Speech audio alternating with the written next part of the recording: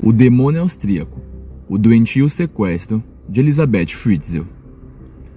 Joseph Fritzl nasceu no dia 9 de abril de 1975, em Amsterdã, na Áustria, e nunca chegou a conhecer o próprio pai, que lutou na Segunda Guerra Mundial e abandonou a família quando ele tinha apenas 4 anos de idade.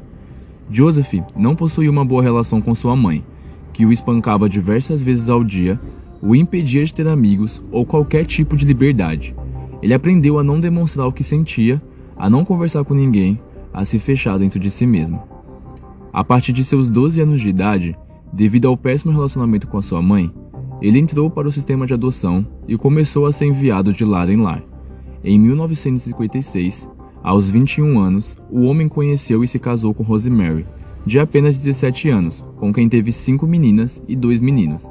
Ele se formou em engenharia, viajou o mundo e comprou e alugou propriedades o suficiente para ter uma vida estável quando chegasse o momento de se aposentar.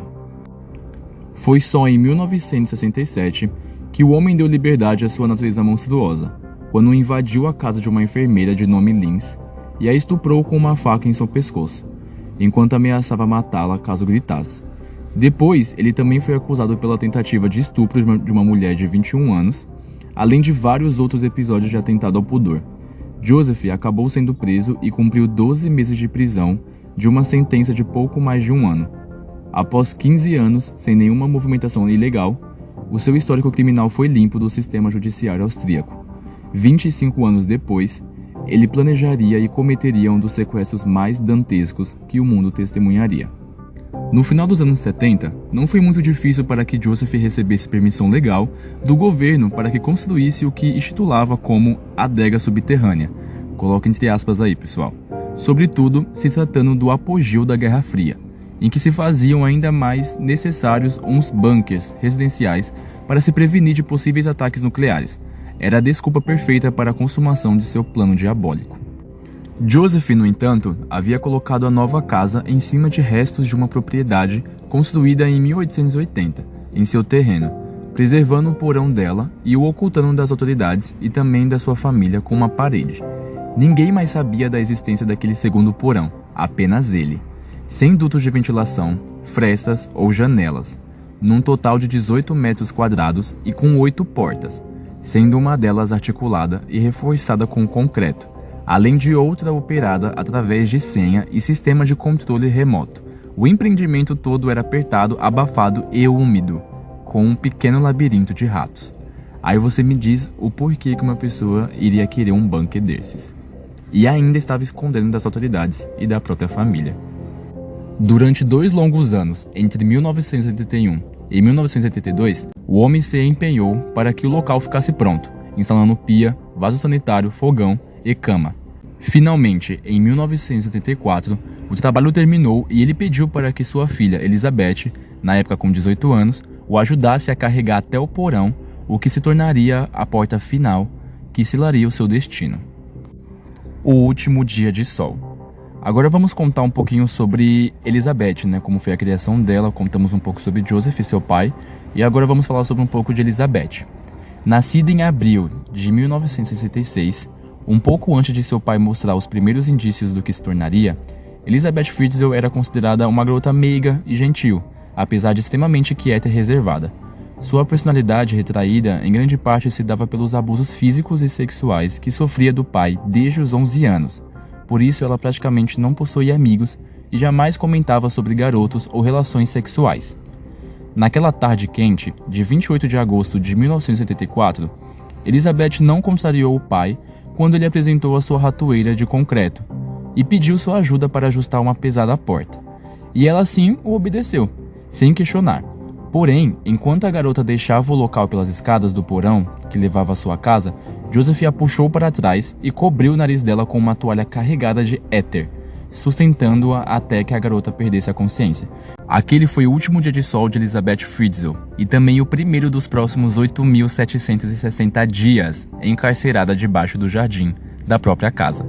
Em poucas horas, Rosemary, sua mãe, notou o desaparecimento súbito da filha e começou a procurar por ela até acionar a polícia. Mas Joseph possuía a história perfeita.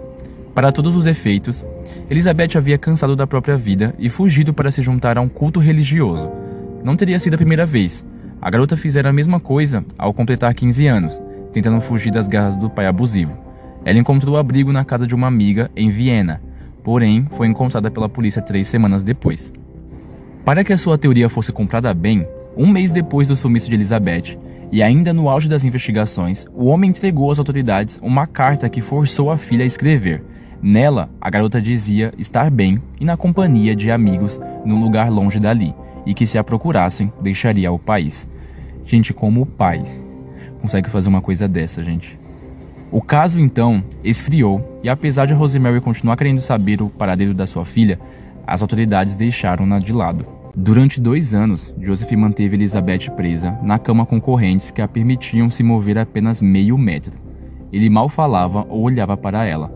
A garota conviveu com a própria solidão, com frio e calor intensos, com as infiltrações sobre as quais, mais tarde, ela teria que colocar cobertores nas paredes para poder absorver a água que escorria. Em meio à sujeira, ela chegava a apanhar ratos com as próprias mãos.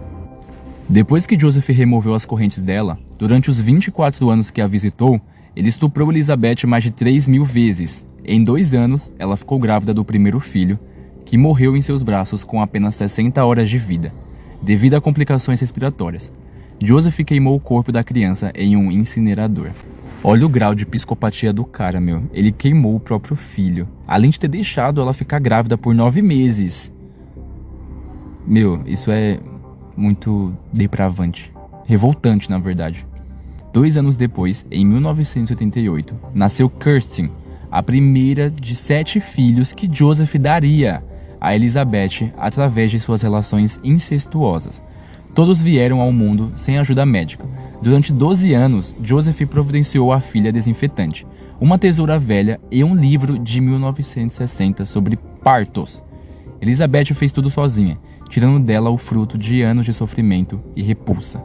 As crianças, no entanto, apesar da dor, acabaram se tornando companhia para a mulher e afastaram os pensamentos suicidas que ela cultivava todos os dias. Não mais estava sozinha. E ainda não acaba por aí. Lisa, Mônica e Alexander foram os 3 filhos que nasceram logo após, o último que ela perdeu. Porém, foram levados por Joseph logo que nasceram para viver uma vida fora do cativeiro, como se fossem seus netos. Ele deixou-os na soleira da porta da própria casa, com cartas escritas à força por Elizabeth, alegando que era para que os avós os criassem. As crianças que ficaram para trás, além de viverem como bichos, eram obrigadas a acompanharem o homem, violentando a mãe explícita e repetidamente, às vezes até que ela desmaiasse. Eram também espancadas, ameaçadas de morte e deixadas com ela na escuridão por semanas. Eles que ajudaram Elizabeth a expandir o calabouço onde moravam, cavando a terra com as próprias mãos. A mãe os ensinou a ler, a brincar e a tentar ter o mínimo que se esperava de uma vida normal, apesar de todas as piores circunstâncias. Num sábado, dia 19 de abril de 2008, a filha mais velha de Elizabeth, Kirsten, de 19 anos, ficou tão doente que nada a salvaria da morte se não fosse socorrida.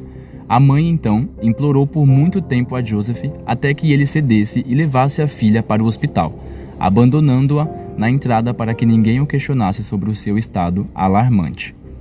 Sem documentos ou registros, Kirsten não existia no mundo, então o hospital achou melhor entrar em contato imediato com a polícia. Em poucas horas, o misterioso surgimento daquela garota desconhecida foi algo tão estranho que o caso começou a ser televisionado e Elizabeth foi capaz de ver tudo, uma vez que possuía uma televisão no cativeiro.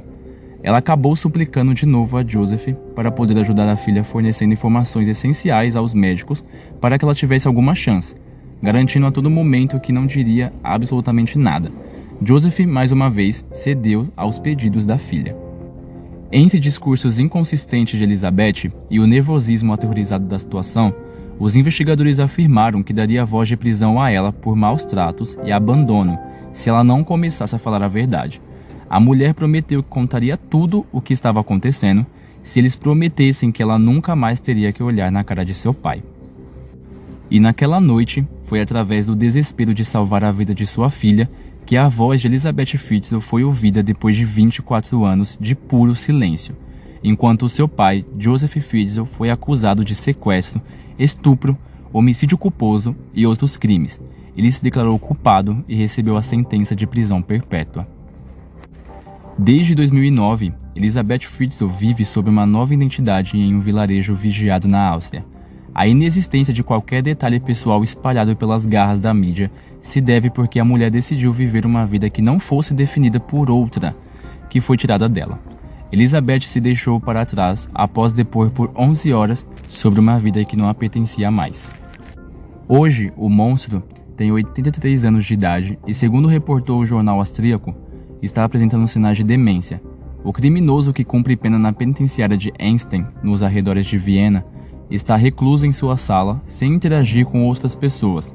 De acordo com funcionários de prisão, ele, que é engenheiro de formação, se nega a cumprir suas tarefas, que incluiria a manutenção de instalações elétricas e a entrega de comida a outros detentos. Na maior parte do tempo, fica isolado na cela e não faz contato com os demais prisioneiros.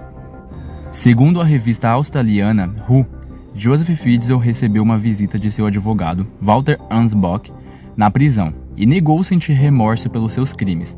O monstro de Amstetten se descreveu como um injustiçado e chegou a afirmar que, caso as autoridades austríacas verificassem os porões de outras residências, encontrariam outras meninas e famílias enclausuradas, o que deveria ser considerado normal. No cárcere, Joseph já era evitado por outros detentos, ao custo de 545 euros. Ele chegou a mudar o sobrenome para Meyerhoff com o objetivo de não ser reconhecido, mas um vazamento revelou sua identidade para todos os prisioneiros. Sua situação mental teria se degradado ao longo dos anos. Com tom apático, não assiste a TV, nem lê jornais. Pela lei austríaca, o condenado pode ter sua pena perpétua revista em 2024, ou seja, 15 anos após o julgamento. Para isso, no entanto, seria necessário um parecer psicológico atestando a viabilidade de sua reinserção na sociedade. Longe do presídio de Einstein e a cerca de 1 hora de distância de Amstetten, Elisabeth e seus 6 filhos, um deles Maicon, morreu recém-nascido depois de Joseph negar socorro médico, vivem há 10 anos com novas identidades e protegidos pelas autoridades austríacas. Em documentos oficiais, o local é citado como Vilarejo X. Hoje, Elisabeth tem 52 anos e estaria casada, segundo o jornal britânico The Independent. Sua filha mais velha, Kirsten, hoje com 29 anos, está namorando. Stefan, de 28, planeja ser marinheiro mercante. Um deles, de acordo com a revista Who, trabalha na Câmara Municipal da cidade. Depois de 1 ano de sua libertação e 2 meses após a condenação à prisão perpétua de seu pai, pouco se sabe da vida de Elisabeth e de seus filhos. A mais recente informação, tornada pública pela imprensa austríaca, assegura que Elisabeth está tendo sucesso em seus esforços para reconstruir uma vida normal. E para quem não conhece, tem um filme que é baseado no caso, que é O Quarto de Jack, que é interpretado por Brie Larson, que é a protagonista, que é a nossa Capitã Marvel, e o Jack, né, que é o Jacob Tremblay, que faz o filme Extraordinário. E a história conta sobre a mulher e seu filho Jack, de apenas 5 anos, confiados em um pequeno quarto, que ela foi sequestrada há 7 anos, quando tinha apenas 17, e com a ajuda do menino, elabora um plano para tentar fugir do cativeiro. O filme não é totalmente igual à história, mas basicamente toda a parte de que ela fica confinada, que ela é estuprada, a parte que ela foge é quase basicamente da mesma forma, que ela tenta pedir socorro porque ele ficou doente, né? Mas o filme ele é muito bom e eu espero que vocês assistem porque ele é incrível. Também tem um livro que se chama A Casa dos Horrores, a terrível verdade sobre a história de Joseph Fritzl, que eu vou contar para vocês um pouco da descrição. Na pacata cidade austríaca de Amstetten, durante a amena primavera de 2008, a polícia deparou-se na cave de uma típica casa dos subúrbios, com uma visão verdadeiramente aterradora do inferno. Nos dias em que se seguiram, veio a público um dos piores casos da história criminal austríaca, um episódio chocante de aprisionamento